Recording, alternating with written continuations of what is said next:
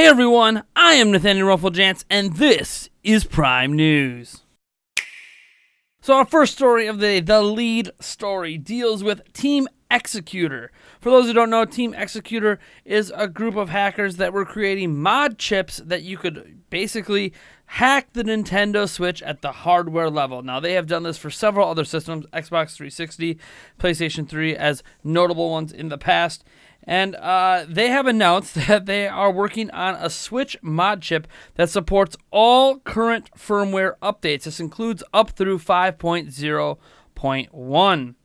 It says they will have it available in both a solderless and solder version, aka one you have to solder on, one you don't. And it allows for homebrew and other types of software and hacking to occur.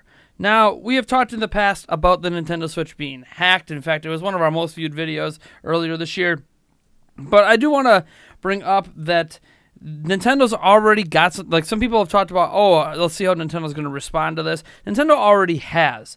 If you don't remember, they announced that they're going to have like new SoCs and all this stuff coming that was discovered in the firmware. So what's going to make these hacks harder and harder over time is when these new SoCs start to hit the market. And for those that wonder what a SoC is, it is system on a chip. It is essentially the chip that the system is using, the board that it's using. They will change things up, move things around, make it a lot harder for these hardware mods to circumvent the operating system. Because basically, it doesn't really matter what software version you're using because the hardware mod triggers before the OS even boots up, giving you root access to the hardware.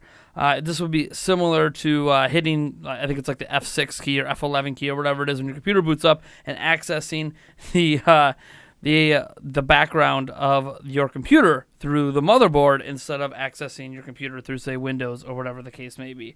So that's kind of what the mod chip does, and that allows you to obviously then load in anything you really want, from homebrew to ROMs to various emulators, or whatever the case may be. Maybe you want to, for some reason, use your Switch to mine Bitcoin or something. That would be a really dumb thing to do, but it's possible when you have root access, because you can essentially do anything you want to do with the given hardware that is capable of being done. Now, again, they haven't released these yet, and they haven't given us any pictures of the mod chips because they don't want to give Nintendo a chance before the mod chips even come out to already get Switches out there that combat them. So they will be providing images of the mod chips and all that stuff once they open pre-orders this spring. So it should be opening up soon for those interested in getting homebrew and other things up. And yeah, this is obviously going to be the best solution for anyone who currently owns a Switch to hack and mod their Switch. Now, obviously, as I said, Nintendo is going to be combating this already in future Switches. So any new Switches, even out in the market now, might already have new systems on a chip. Or maybe those won't come till summer. But whatever the case may be, it's very, very interesting that this is happening. People always wonder what my opinions and thoughts are on the hacking community. And in general, I actually find this stuff to be interesting because I am a tech enthusiast. I like getting down to that level of things. I like tweaking things. I like seeing, hey, maybe you could use this mod and overclock your chip if you can, modify the system even more and get better cooling in there, new cooling pipes, or whatever the case may be. It's really interesting to see if that would even make a difference by default. You know how games have frame rates that dip? Would the frame rates dip less if the system was overclocked?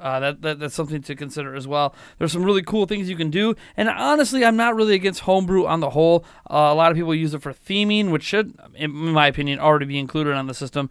Adding music to their system, say they want to play music in the background when they play games, you can kind of use homebrew to do that a little bit. And lots of different things.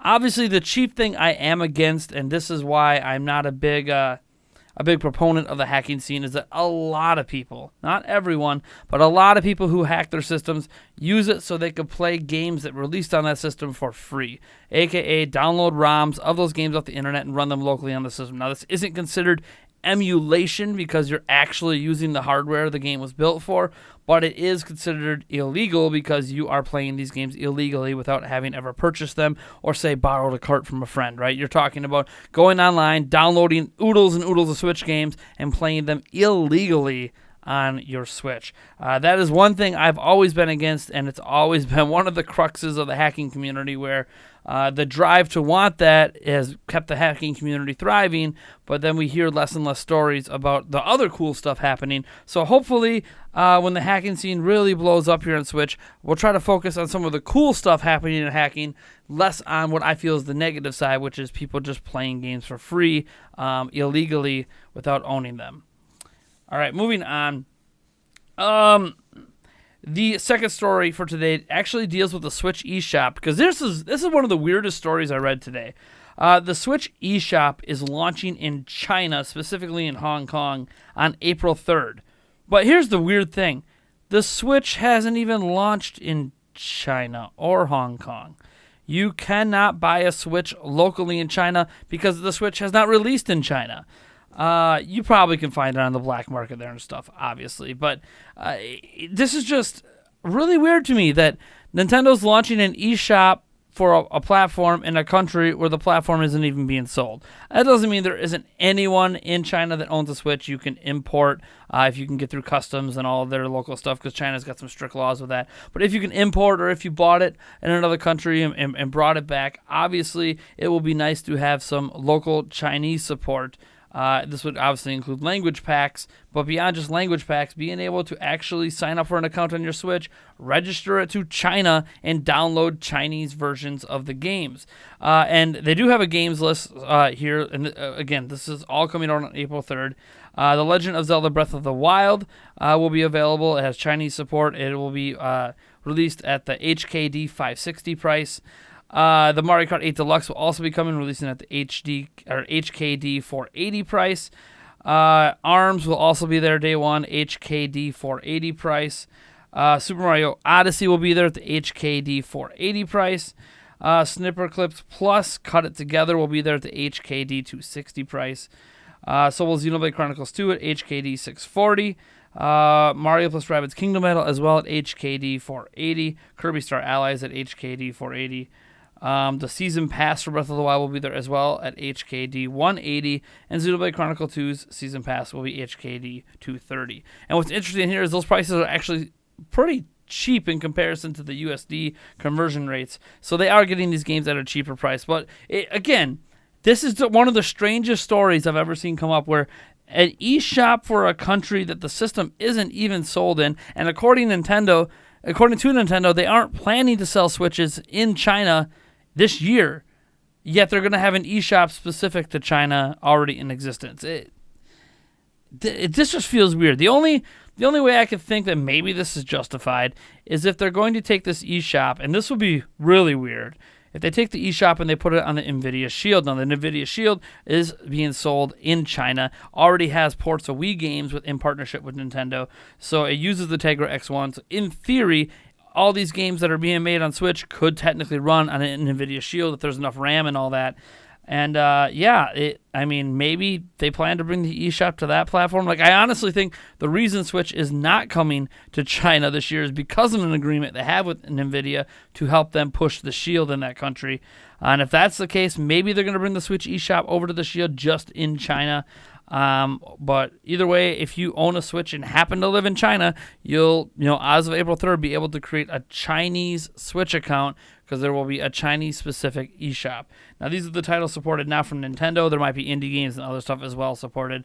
But again, man, I can't be the only one who thinks it's weird that there's an eShop releasing for a country that doesn't even have the platform being sold locally.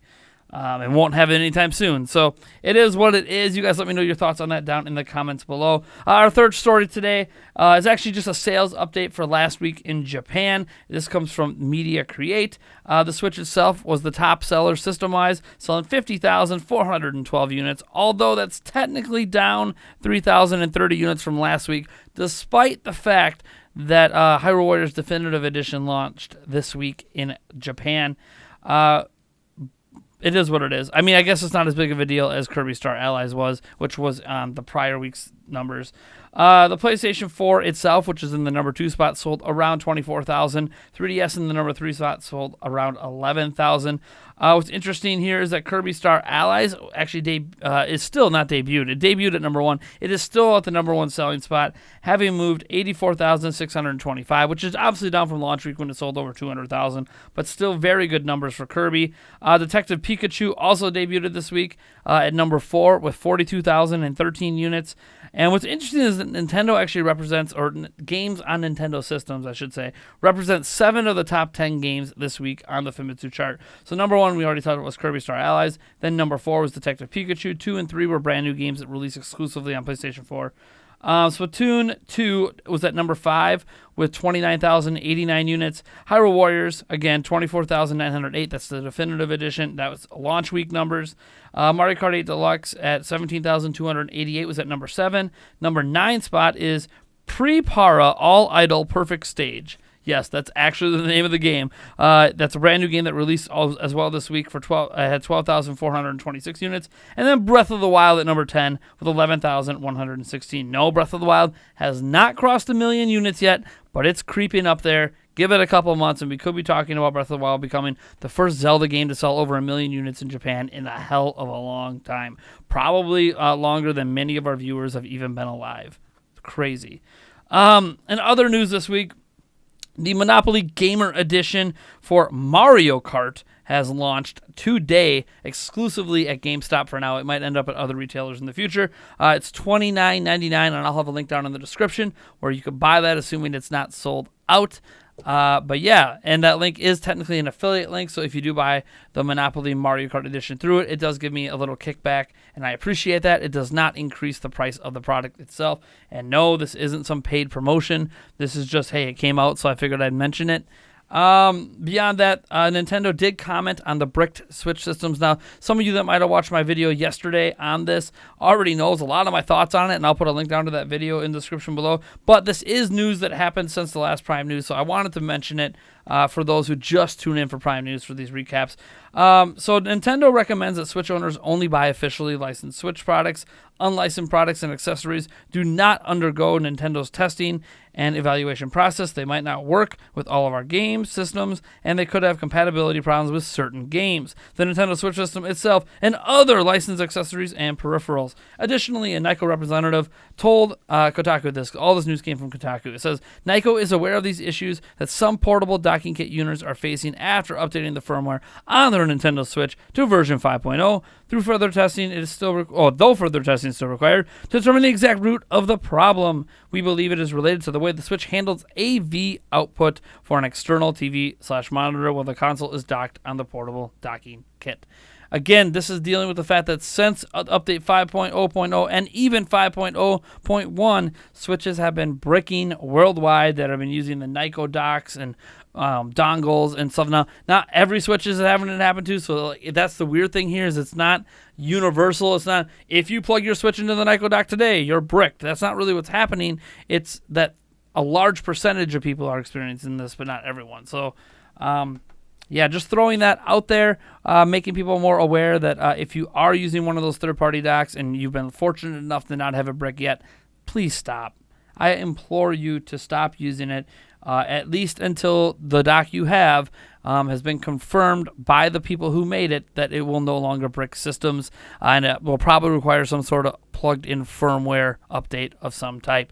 Anyways, folks, that's going to do it for today's Prime News. I want to thank all you guys for tuning in. Be sure to like and subscribe. Hit that bell icon after you subscribe to ensure you never miss a video we make. And as always, folks, I will catch you guys in the next one.